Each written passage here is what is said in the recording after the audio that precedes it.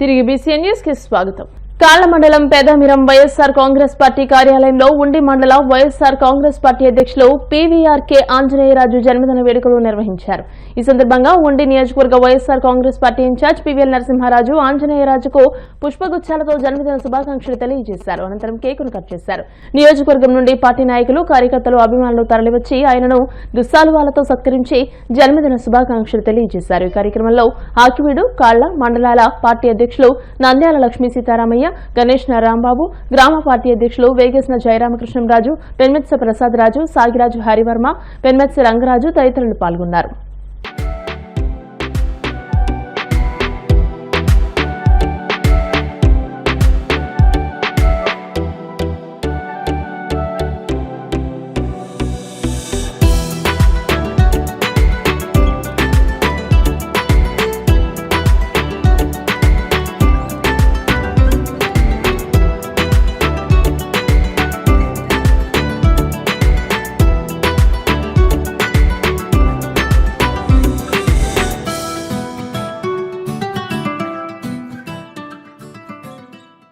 ఈరోజు ఉండి మండలం పార్టీ వైఎస్ఆర్సీపీ పార్టీ ప్రెసిడెంట్ అయినటువంటి గౌరవనీయులు పీవీఆర్కే ఆంజనేయరాజు గారి జన్మదిన శుభాకాంక్షలు తెలియజేసుకుంటూ వారు నిండు నూరేళ్ళు ఆరోగ్యంగా ఉండాలని చెప్పి వారు కుటుంబ సభ్యులు అందరూ కూడా ఆరోగ్యంగా ఉండాలని చెప్పి కోరుకుంటున్నాం.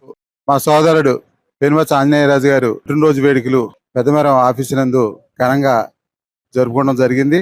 దీనికి ముఖ్య అతిథులుగా మా ఇన్ఛార్జి పీవీఎల్ నరసింహరాజు గారు, అదేవిధంగా వివిధ మండలాల నుంచి మండల ఎంపీపీలు, జడ్పీటీసీలు, కార్యకర్తలు, మండల ప్రెసిడెంట్ అందరూ వచ్చి ఈయనకి శుభాభినందనలు చెప్పడం చాలా సంతోషకరమైన విషయం.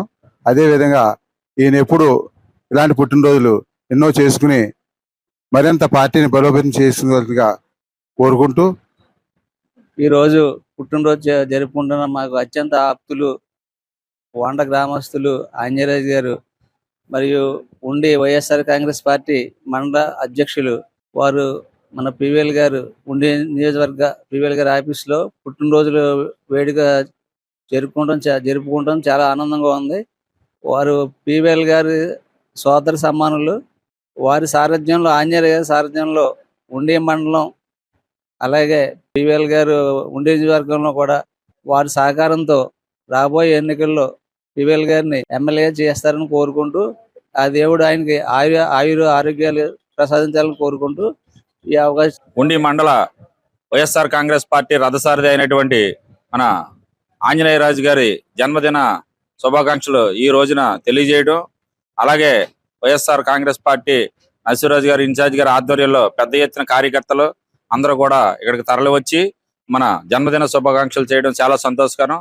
మండల అధ్యక్షులైన ఆంజనేయరాజు గారికి పుట్టినరోజు శుభాకాంక్షలు అండి. ఇటువంటి పుట్టినరోజు శుభాకాంక్షలు ఎన్నో జరుపుకోవాలని, పార్టీని క్రమంగా నడిపించాలని, మా అందరికీ తోడ్పాటుగా ఉండాలని మనస్ఫూర్తిగా కోరుకుంటున్నాను. ఆకివడిలోని పోలీస్ క్వార్టర్స్ ను ఆధునీకరించాలని హోంశాఖ మంత్రి బంగళపురి అనితను సాంఘిక న్యాయవేదిక జిల్లా కన్వీనర్ డివి రమణమూర్తి కోరారు. సోమవారం ఆకివీడు వచ్చిన అనితను రమణమూర్తి కలిసి మాట్లాడారు. పోలీస్ స్టేషన్లోని సిబ్బంది కొరత, పలు అంశాలను ఆమె దృష్టికి తీసుకువెళ్లారు. ఆకివీడు విచ్చేసిన హోమ్ మినిస్టర్ శ్రీమతి వంగలపూడి అనిత అమ్మగారు మహాసభలో నేను పాల్గొనడం జరిగింది. ఆ సభలో ఇటీవలనే ఆకివీడు పోలీస్ స్టేషన్ పరిధిలో సిబ్బంది తక్కువగా ఉన్నారని నేను వారిని ప్రశ్నించడం జరిగింది. మరియు వారికి సరైనటువంటి సదుపాయాలు కల్పించేటటువంటి సిబ్బంది క్వార్టర్స్ శిథిలమై ఉన్నాయి, పావులు తిరుగుతున్నాయి, వాటిని అభివృద్ధి పరచండి స్టాఫ్ క్వార్టర్స్ ని అని కూడా నేను అడగడం జరిగింది. ఇటీవలనే సాంఘిక న్యాయవేదిక ఒక టీడీపీ యువ నాయకుడిగా నేను నా సర్కిల్ ఇన్స్పెక్టర్ ఆఫ్ పోలీస్ ని నేను ఇక్కడ పోస్ట్ పెట్టించండి, వారికి మాకు కొన్ని కేసులు కొద్దిగా పరిష్కారం అవడం దగ్గరగా ఉంటుంది ఒక సర్కిల్ ఇన్స్పెక్టర్ గారిని అని కూడా నేను మొరబెట్టుకున్నాను గతంలో. ఆ విధంగానే circle inspector of police Akividu circle కి పోస్టింగ్ వేయించడం, క్వార్టర్ ఇవ్వడం చాలా సంతోషదాయకం. మరియు వనితమ్మ గారిని నేను కోరేది ఏంటంటే సిబ్బందిని ఎక్స్ట్రా పెట్టండి. ఈ ఆకివీడు పోలీస్ స్టేషన్ కి బహు తక్కువగా ఉన్నారు సిబ్బంది, పనులు చేయించలేకపోతున్నారు. ఎస్ఐ గారు ఒకరు ఉన్నాయి. అంచేది ఏంటంటే సిబ్బందిని ఎన్హాన్స్ చేయండి, ఎక్కువ మందిని మీరు యాజిస్టిక్స్ ప్రకారంగా స్టేషన్ పెట్టవలసిన సిబ్బందిని పూర్తిగా నింపండి అని నేను కోరడం అయింది. అండ్ ఆల్సో ఈ ఆకివీడు పోలీస్ స్టేషన్ లో కూర్చోడానికి విజిటర్స్ కూర్చోడానికి లేవండి. ఆ షెడ్ కూడా మీరు కొద్దిగా ఎదర నిర్మించే విధానం కొద్దిగా చేయించాలండి. ఎవరైనా ముద్దాయిలు కానీ కక్షిదారులు కానీ సాక్షులు కానీ ఎవరైనా మర్యాదగా పోలీస్ స్టేషన్కి వెళ్తే కూర్చోడానికి సీట్లు కూడా ఉండటం లేదండి. అంచేత వారికి తగిన షెడ్ నిర్మించి ఏర్పాటు చేయించగలరని నేను వందం గారిని, హోమ్ మినిస్టర్ గారిని నేను కోరుతున్నాను.